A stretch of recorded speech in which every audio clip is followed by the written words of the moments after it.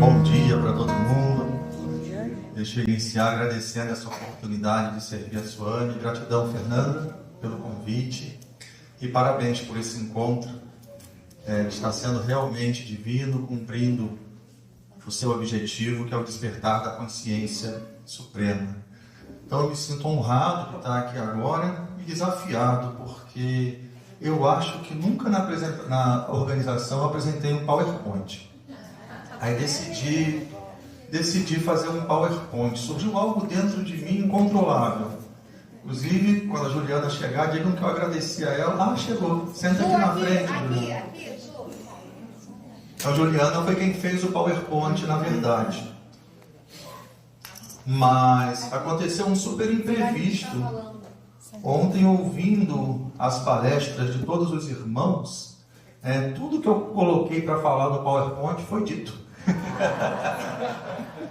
Mas eu vou utilizar o PowerPoint porque tem um ditado que diz assim: quando nós planejamos, Deus ri. Então, que Ele pense, que Ele seja os meus pensamentos, as minhas palavras, os meus gestos, a compreensão de todos aqui, para que essa palestra contribua ainda mais para aquilo que está transbordando aqui, que é a real possibilidade de aqui e agora nós despertarmos a consciência do Ser Supremo, daquilo que verdadeiramente somos. Então vou pedir para passar o primeiro slide e vamos pedir que Swami nos inspire através do Sai Gayatri, que nós possamos conhecer ou compreender o Supremo Senhor Sai como a divindade suprema. Para isso que possamos meditar no Senhor da Verdade, que o Senhor Sai fertilize o nosso intelecto, de tal forma que nossa inteligência floresça em sabedoria e nos iluminemos.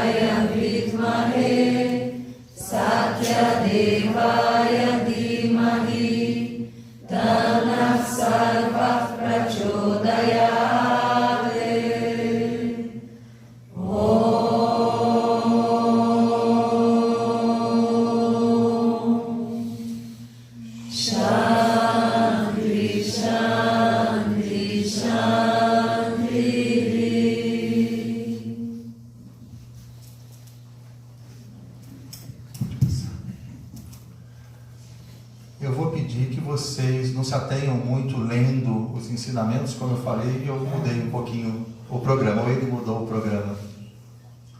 Ontem nós ouvimos a palestra do Dr. Red falando sobre o significado do nome Sai Baba. Um deles, Mãe e Pai Divinos. Então, quando perguntam quem é Sai Baba, nós pensamos o avatar, isso é, a encarnação de Deus. Ele é onipresente, onipotente, onisciente. Aquilo que ele não se limitava àquele corpo que nós recebíamos o Darshan, podemos ver as fotos agora. Então, ele sabe tudo, ele pode tudo, ele está em todos os lugares e isso é real. Ainda assim, ele diz que a melhor forma de nos relacionarmos com ele é como filhos e filhas. Que nós realmente tenhamos esse sentimento. Ele é nosso pai verdadeiro, ele é a nossa mãe verdadeira. Eu me recordo de uma história do Berto Roden, que é um grande professor espiritual brasileiro, já falecido, quando ele conta que estava fazendo um cruzeiro em alto mar, de repente veio uma tempestade. Ondas enormes e o barco sacolejava para um lado e para o outro. Então veio uma ordem que todo mundo se recolhesse, que cada passageiro, cada tripulante fosse para a sua cabine. E quando ele caminhava assustado, com medo para a cabine dele, ele via as mesas caindo, as cadeiras caindo, parecia que o navio não ia resistir. Mas chamou a atenção dele um menino na faixa de 10 anos, brincando tranquilamente no meio do caos. Aí ele, como adulto, se sentiu na obrigação de levar o menino para um lugar seguro, e assim ele fez. E dentro do aposento, ele perguntou para o menino: rapazinho, você não sentiu medo? E ele disse: não, medo nenhum. Medo por quê? Aí ele diz: mas você não está vendo o que está acontecendo? Parece que o barco vai virar, que o navio vai afundar, que tudo aqui dentro vai quebrar. E ele disse para o Berto Roden: não se preocupa não, papai é o comandante. É ele que está no leme. Ele era filho do capitão, do comandante. Não tem nenhuma chance do barco virar. Nós somos filhas e filhas do comandante. Mas a pergunta é a seguinte: quando a nossa fé, a nossa certeza, a nossa convicção na onipresença, onipotência, onisciência, daquele que é o puro amor e só se importa com a nossa felicidade, vai ser real, de maneira que absolutamente nada que aconteça nesse mundo percebido pelos 5 sentidos e pensado pela mente nos abale. Porque aquilo que nós somos não é diferente daquilo que ele é. Ele diz aqui, que veio para levar-nos rumo à vitória na luta para essa autorrealização. Evandro? E é bem importante estarmos conscientes desse por que ele veio, porque ele nos dá essa bênção de sermos conscientes dele e tornarmos-nos conscientes daquilo que nós somos. Porque precisamos alinhar a nossa mente à vontade dele. Tem uma história onde ele sai diante de uma multidão, milhares e milhares de pessoas, e ele pergunta: onde estão os meus devotos? Onde estão os meus devotos? E tinha muita gente na frente dele, mas ele diz que poucas pessoas ali realmente pediam para ele o que ele veio oferecer. Tem uma frase conhecida dele, que ele disse também na encarnação anterior, como Baba de Shirdi: eu dou agora o que vocês me pedem, para que mais tarde vocês peçam aquilo que eu vim lhes dar: amor. E esse amor é que vocês tomem a consciência que vocês são o puro amor. Ouvimos um relato emocionante ontem do Eduardo, uma cura, e eu tenho certeza que muitos aqui têm histórias de cura, histórias de milagres, e ele diz assim: eu prolongo a vida de uma pessoa que me busca. Quem me busca de verdade, com sinceridade, eu prolongo a vida dessa pessoa. Então que essa seja a nossa aspiração. Tudo bem que o que surge dentro de nós ainda é uma aflição em relação à família, ao emprego, ao país. Entrega isso nas mãos dele. Ele resolve. Ele é quem está comandando o leme. Mas não deixa de pedir para ele aquilo que ele veio te oferecer, que é o que ele mais alegra de nos dar, porque é isso que ele veio nos dar e é isso que nos confere a felicidade verdadeira, a felicidade real. Evandro, pode passar, por gentileza. Ele diz que a jornada espiritual tem 30 centímetros. É uma distância de 30 centímetros. É muito pouco, gente. E daqui para a Índia, não sei quantos mil quilômetros, mas a questão não é do Brasil para a Índia. É da mente para o coração. É daquilo que nós pensamos ser para aquilo que nós verdadeiramente somos. E ele diz: até onde a mente pode te levar? Deus não pode ser compreendido mentalmente. Basta compreender mentalmente que mentalmente não podemos compreender nada. Não vamos chegar a uma conclusão do que é Deus. Se Deus é eterno e infinito, é impossível que ele seja pensado, porque a mente é limitada pelo tempo e pelo espaço. Então, Swami diz que precisamos transcender a mente. Tem uma história que eu acho que pode cair como uma luva para nós. É a história de um homem que gerou muita preocupação para sua família. Esse homem se convenceu que era um rato. E ele dizia para os filhos, para a esposa, para os pais, para os amigos: eu sou um rato, eu sou um rato, eu sou um rato. O que eles fizeram? Levaram no médico. Aí ele sentou de frente para o psiquiatra e o psiquiatra falou: qual é o seu problema? Ele falou: não tenho problema nenhum. Quem tem problema é minha família, eles não percebem que eu sou um rato. O psiquiatra olha para ele e diz assim: eu sou um homem e você é muito parecido comigo. Quem é você? Eu sou um rato. E o psiquiatra tem uma ideia brilhante. Ele passa como terapia para ele uma repetição. E essa repetição é a seguinte: eu sou um homem, eu sou um homem, eu sou um homem. Pare todos os dias diante de um espelho e repita: eu sou um homem, eu sou um homem, eu sou um homem, eu sou um homem. Ele foi para casa, um mês depois ele volta para outra consulta. E quando ele volta para a consulta, ele pergunta para o psiquiatra pergunta para ele: quem é você? E ele diz para o psiquiatra: eu sou um homem. Ao psiquiatra: então você está bem, está tranquilo? Não, continuo muito tenso. Mas como você continua muito tenso? É quando eu ando na rua, eu fico muito nervoso. Mas nervoso com o quê? Com a possibilidade de aparecerem gatos. Mas você não está falando que você é um homem? Sim, mas eu não sei se os gatos sabem disso. Irmãos e irmãs, essa história para nós é preciosa, porque como o Swami coloca aqui, o despertar da consciência suprema acontece quando transcendemos a mente.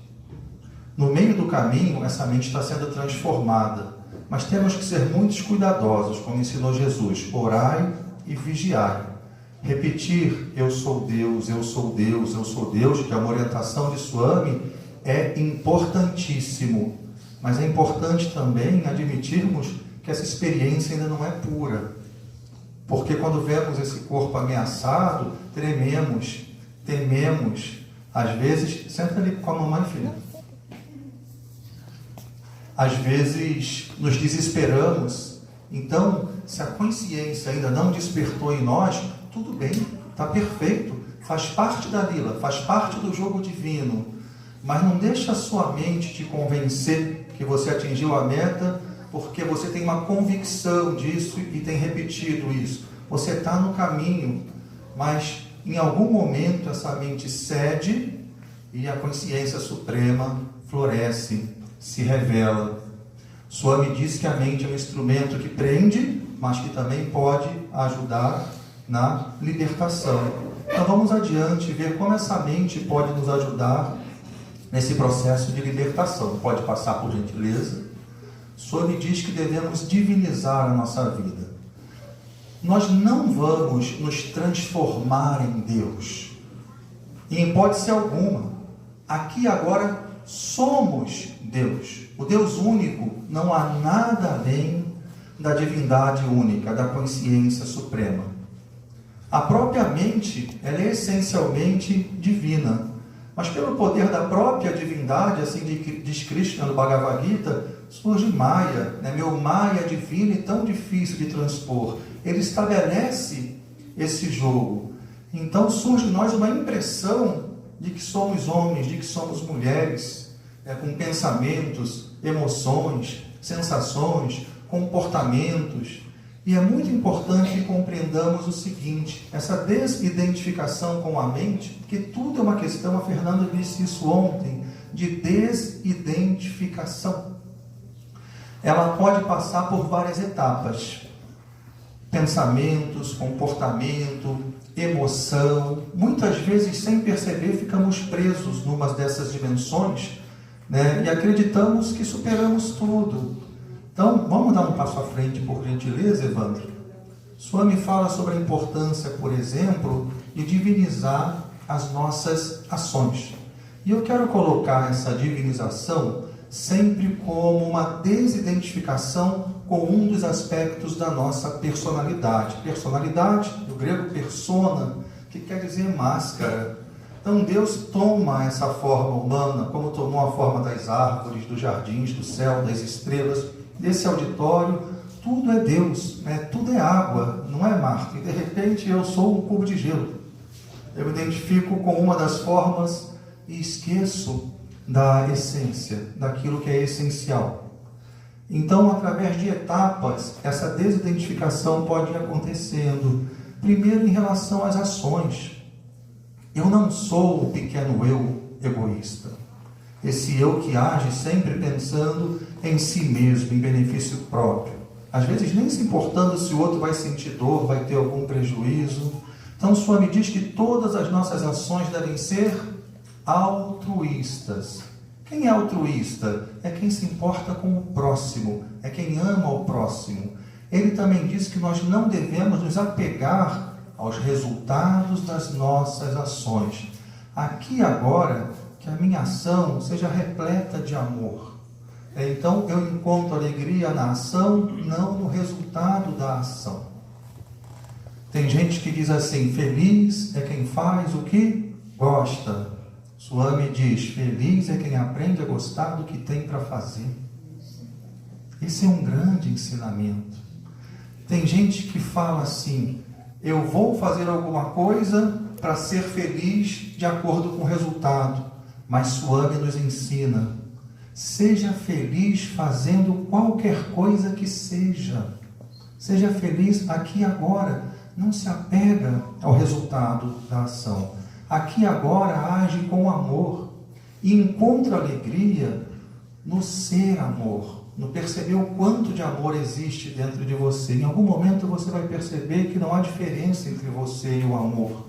Mas enquanto isso não acontece, que a ação seja sempre altruísta, que eu não me apegue aos resultados da ação. Evandro, divinizando as nossas emoções. Eu também não sou o pequeno eu apaixonado pelo que o mundo oferece. O mundo encanta, tem um poder sobre a mente humana. Todos nós aqui temos os mesmos desejos. Todos nós. O desejo essencial, viver em paz e ser feliz. Eu penso que eu preciso comprar uma casa, ou encontrar uma pessoa muito legal, ou recuperar a minha saúde, ou ajudar o meu país em qualquer ideal que seja. O que estamos buscando é um sentimento de paz e felicidade, porque estamos esquecidos que já somos a própria paz e a própria felicidade, Satchidananda, ser, consciência e bem-aventurança. Então nos apaixonamos pelas opções que o mundo nos oferece, acreditando que se tudo der certo, seremos felizes, ficaremos em paz, mas tudo é passageiro, tudo é irreal. E quando eu me apego ao que é passageiro, colocando todas as minhas esperanças de paz e felicidade, o que acontece? Eu sofro. Eu não sofro só quando passa, não. Porque no meu íntimo eu sei que eu não vou conseguir manter. Então isso é angustiante. Viver... O professor Hermógenes, a Ada falou que lembrou do professor Hermógenes ontem, ele dizia assim, a sua felicidade não deve depender de nada que não dependa de você mesmo. E do lado de fora, nada depende de nós. Então, se eu me apego àquilo que é passageiro, eu sofro, seja quando passar ou porque eu sei que vai passar. Mas eu consigo ver, a partir do momento que eu entro em contato com a mensagem de Swami, eu consigo ver a essência na existência. Eu consigo perceber que mesmo através dessa mente, que mesmo nesse mundo, Deus está como morador interno. Então eu me apaixono por Deus. Eu canto para Deus, eu busco olhar a imagem de Deus através dos seus avatares. Eu vejo Deus em quem surge na minha frente. E eu me alegro em me relacionar com Deus. Como disse a Berta ontem, num momento que estava recitando os Vedas, né, citando o Upanishad, enquanto não nos percebemos como Ele próprio, podemos nos relacionar com Ele dentro de onde? Dentro dos nossos corações. E isso é real. Eu peço que vocês fechem os olhos e oremos a Swami nesse instante, que sintamos a maior alegria possível nesse mundo relativo, que é a alegria de sentir a presença dele, de saber que ele está em nós e que ele é a pura felicidade. Volta a atenção para dentro do seu coração, toca as mãos no centro do seu peito.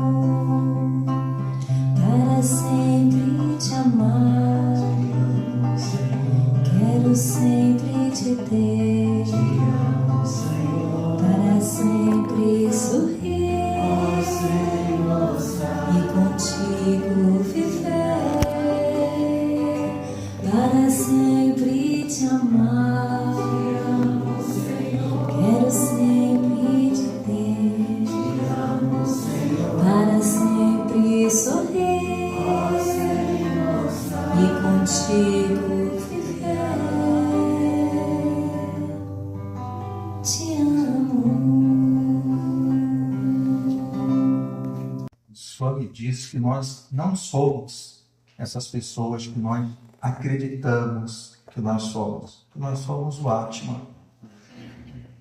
Então eu vou pedir que vocês olhem para os seus corpos, olhem para o seu corpo. Aí lembra que há alguns anos esse corpo saiu da barriga da mamãe, correto? Então esse corpo saiu da barriga da mamãe. Aí pensa assim, olhando para esse corpo, quem saiu da barriga da mamãe? Quem saiu da barriga da mamãe? Aí talvez a resposta que venha na sua mente seja a seguinte: eu saí da barriga da minha mãe. Correto? É isso? É isso que surge na mente? Uhum. E se eu perguntar, mas eu quem? Sem elaborar, percebe como a mente reage. Eu quem? Eu, Carlos Henrique. É eu, o meu nome. Swami diz que você não é esse nome. Você não é quem você pensa que você é. Aí a gente pode repetir o exercício assim. Novamente entre em contato com esse corpo. Lembra que há algum tempo ele saiu da barriga da mamãe. Só que em vez de ir para casa com os pais biológicos, ou os pais que cuidaram, né? Alguém aqui pode ter uma história que não é com os pais biológicos, mas em vez de ir para casa que foi onde deram o nome que você utiliza hoje, esse corpo tenha ido parar em outro lugar, trocado por engano da maternidade, dado para adoção, foi parar em outro lugar. Imagina que tivessem chamado esse corpo por outro nome. Em vez de Carlos Henrique, eu tivesse parado em outro lugar e chamasse esse corpo de Bruno, de João. Esse corpo, quando chegasse aqui, ia falar: eu sou o Carlos Henrique? Não. Porque eu não sou o Carlos Henrique.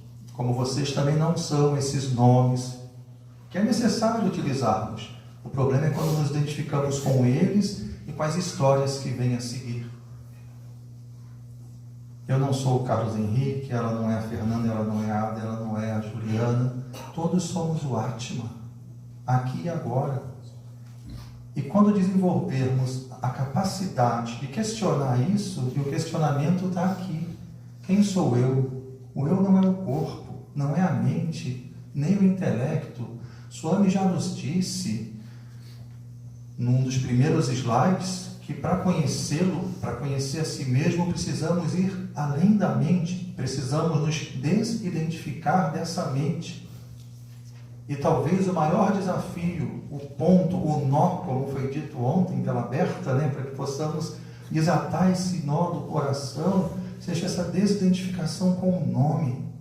O samsara surge com esse sentimento eu, um eu separado, um eu inexistente, que cria essa sensação de diferenciação, de separação entre nós e de nós entre Deus. E para isso, Evandro, por gentileza, precisamos perceber-nos como almas divinas. E Swami sugere a meditação. Swami sugere que façamos silêncio todos os dias. Swami sugere que desenvolvamos a capacidade de observar essa mente. E quando eu observo essa mente, eu começo a me perceber como observador, ou como aquilo que observa a mente.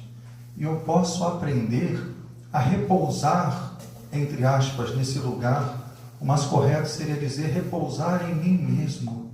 Repousar tranquilamente naquilo que eu sou. E quanto menos eu me identifico com a mente, mais aquilo que eu sou vai se evidenciando para mim mesmo. E acaba por iluminar a própria mente, as emoções, o comportamento. Então aquilo que em algum momento parece um esforço, agir corretamente, não deixar que as nossas emoções fiquem apegadas aos prazeres que o mundo oferece, tirar a mente dessa convicção que ela tem que o mundo é real, que eu sou separado de Deus, que somos separados uns dos outros. Isso tudo vai acontecer espontaneamente quando nos entregarmos totalmente àquilo que nós somos essencialmente. E talvez o último passo que a gente possa dar para isso é se colocar nessa posição do observador silencioso. E dali é a abertura para a entrega. Evandro, por gentileza. Algumas pessoas já devem ter percebido aqui que eu falei de forma indireta sobre Karma Yoga, Bhakti Yoga e Gnana Yoga. E Swami diz assim para nós, esse eu vou ler. Uma casa é construída de tijolo, argamassa e madeira. Assim também, para a mansão chamada vida humana, devoção, serviço e sabedoria são essenciais, assim como o coração, mão e cabeça. Para o sucesso espiritual, deve-se possuir o coração de Buda, as mãos do imperador Janaka e a cabeça de Shankaracharya. Os três juntos, em um, formam o amor de Sai. Então, quando ouvimos sobre Bhakti, sobre Karma Yoga, sobre Gnana Yoga, sobre Raja Yoga, qual das três eu vou praticar? Sarva Yoga. Sarva quer dizer todas. Swami sugere que nos percebendo ainda equivocadamente como corpo, emoção, mente, uma alma separada, que nós sigamos, o Charlie enfatizou isso ontem, gratidão, irmão, que nós sigamos com firmeza no sadhana, que purifica essa impressão que eu sou o corpo, que eu sou as emoções, que eu sou a mente, e assim por diante. Então, integramos todas essas práticas. Evandro? ele diz que o yoga mais importante a ser praticado, entendendo aqui yoga como união com Deus, ou as práticas que nos levam, melhor do que a união com Deus, as práticas que nos levam ao despertar da consciência de unidade em Deus, porque aqui já há união com Deus. Só existe Deus, não existe nada separado de Deus, mas o yoga nos leva a vencer essa impressão de separatividade. Então ele fala que é importante a coerência de pensamento, palavra e ação.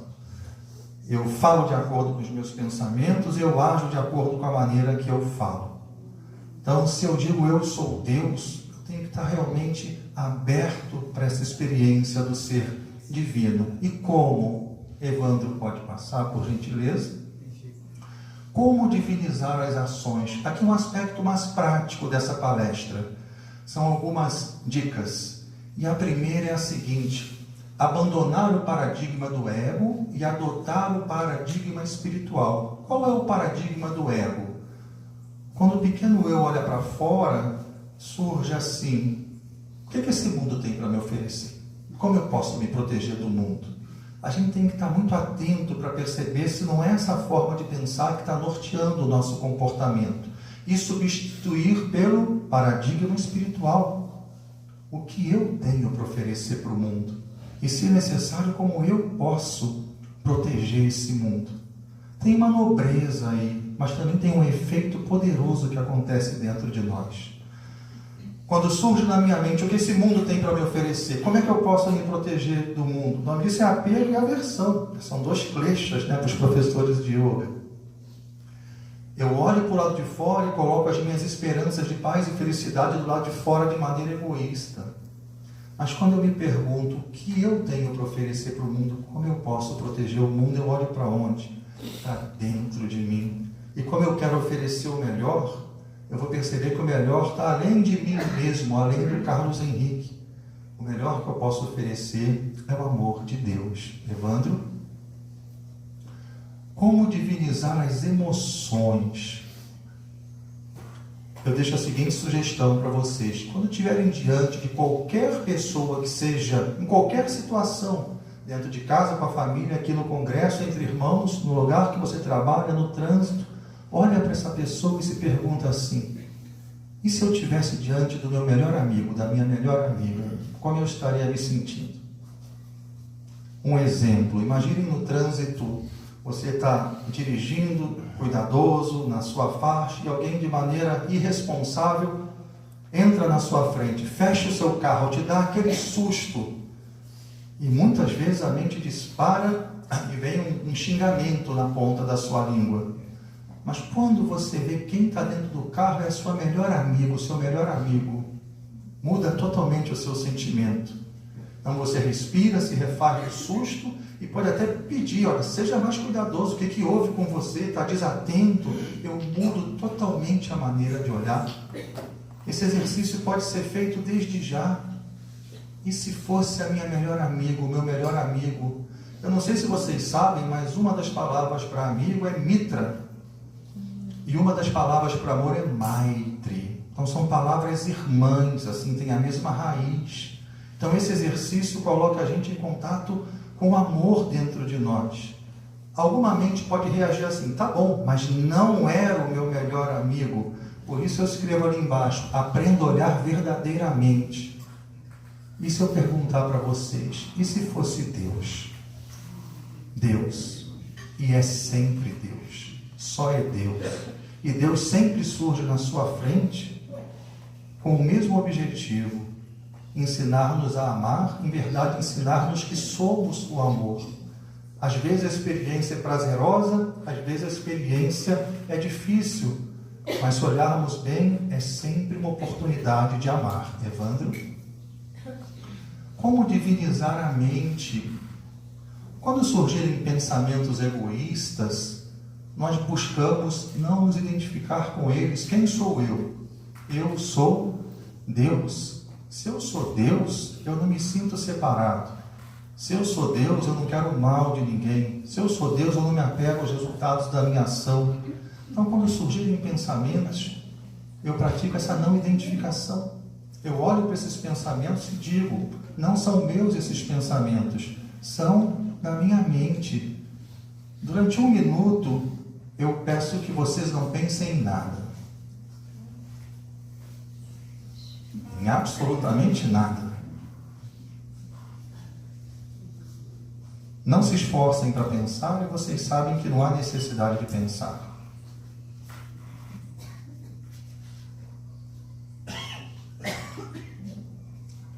Tem gente que vai falar assim, difícil, né? Alguém acha difícil? Mas eu digo para vocês que vocês não pensaram em nada. E alguém pode estar questionando, mas como eu não pensei em nada? Eu pensei nisso, pensei naquilo. Você nesse instante tentou pensar? Se esforçou para pensar? Viu necessidade em pensar? A resposta é não. Tá bom, mas surgiram pensamentos. Ok, eu imagino que tenham surgido. Mas quem pensou? Esse é o ponto. Se você não desejava pensar e não se esforçou para pensar, quem pensou? Ainda tem esse sentimento, fui eu? Quem pensou foi a sua mente. E o grande nó é que nós nos identificamos com a mente. Surge um sentimento de eu não consigo parar de pensar, quando o ponto não é esse. É natural que a mente pense, é isso que caracteriza a existência dela. Eu não sou os pensamentos, eu sou aquilo que observa os pensamentos. Evandro? E quando eu começo a me perceber como aquilo que observa os pensamentos, eu começo a saborear algo que a mente vai falar que é uma qualidade nova dentro de mim, mas a verdade é aquilo que eu sempre fui, que eu sou e que eu sempre serei. Deus, ser eterno. Uma das maneiras de definir meditação é concentrar-se no espaço entre 2 pensamentos. Eu observo essa mente pensando, independente do pensamento parecer que é a minha vida, a minha história, minhas necessidades, não sou eu quem penso, é essa mente que está pensando. Quem sou eu? Quem sou eu? E quando eu percebo que existe um intervalo entre 2 pensamentos, e existe sempre intervalo entre os pensamentos, e me concentro nesse intervalo, eu começo a experienciar aquilo que eu sou, aquilo que eu verdadeiramente sou. É aí que eu vou saber onde Deus está e quem sou eu. Eu convido que vocês fechem os olhos novamente e peçam a Suame essa revelação. Onde Ele está? Onde o Senhor está, Suame? E quem sou eu? Quem sou eu? Onde Ele está? Quem sou eu?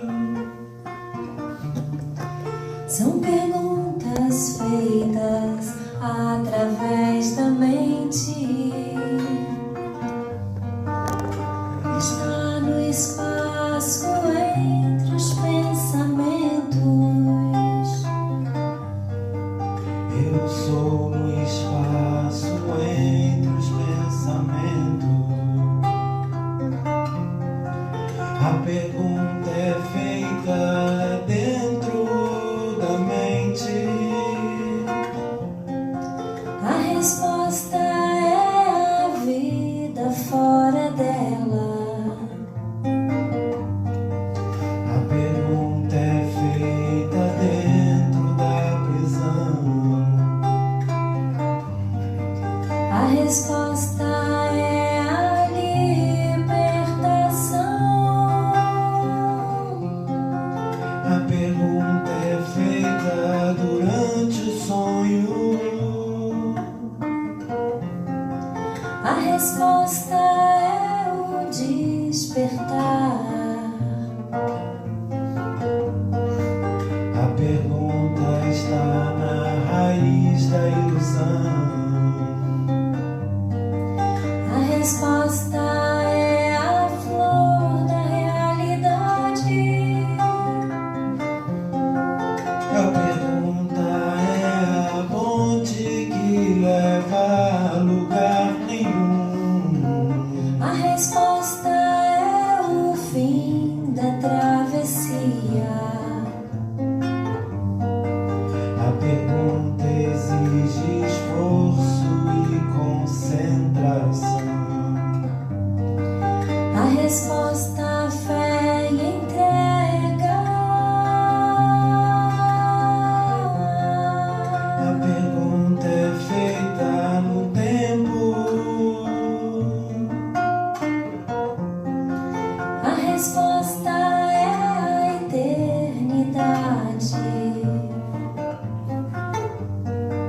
A pergunta vem da bendita tristeza. A resposta é a real felicidade. Onde ele está? Onde ele está? Quem sou eu?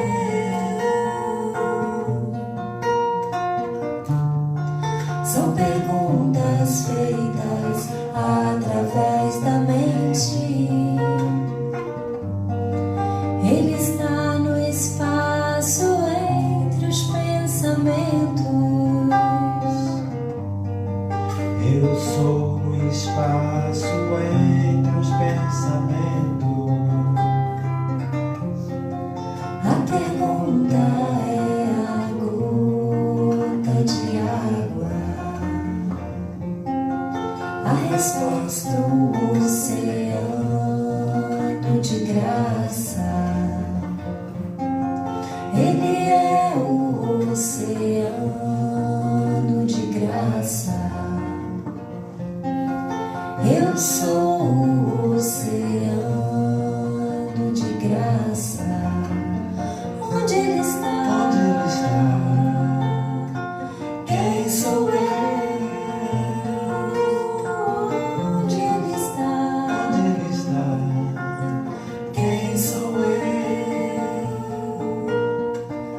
Onde ele está? Vocês todos são personificações da existência, consciência e bem-aventurança, Satchidananda.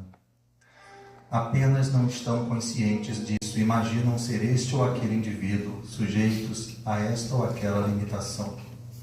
Este é o mito que precisa ser implodido para que a vida divina possa começar. É o divino que inspira, ativa, conduz e preenche a vida de cada ser.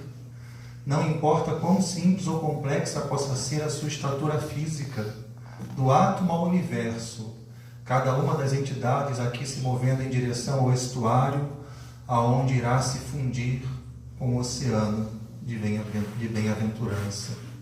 Evandro?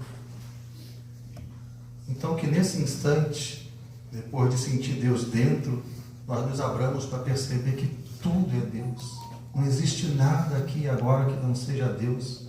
Quando essa mente se aquieta, seja pela meditação ou pelo canto devocional, esse amor imenso, imenso é aquilo que não pode ser medido, ele se revela para nós. Então convido a todos e a todas que cantem essa afirmação: aqui e agora somos o ser, consciência e bem-aventurança. É como se a consciência estivesse confusa, mas quando ela se recorda do ser verdadeiro, quando a mente para de se projetar para fora e volta para dentro e reconhece Sat, a Ananda transborda de nós. Então, cantemos juntos. Om Satchidananda Parabrahma Purushottama Paramatma Shri Bhagavati Samhita Shri Bhagavate Namaha. Om Satchidananda Parabrahma Purushottama Paramatma Shri Bhagavati Samhita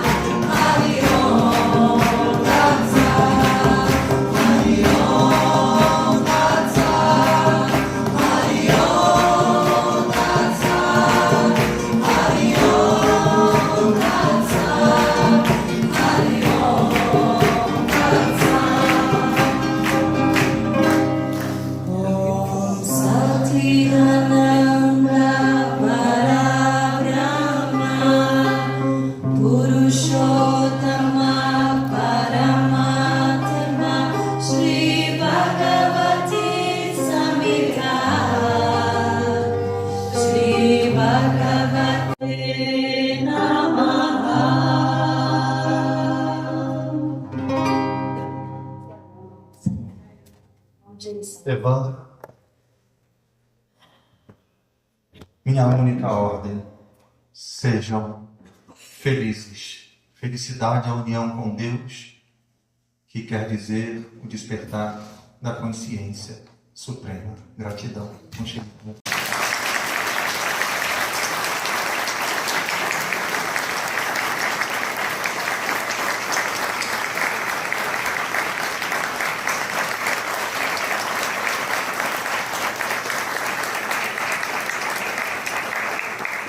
Gratidão pelo carinho, gratidão a Suami, gratidão aos músicos, né, através de nós, Suami.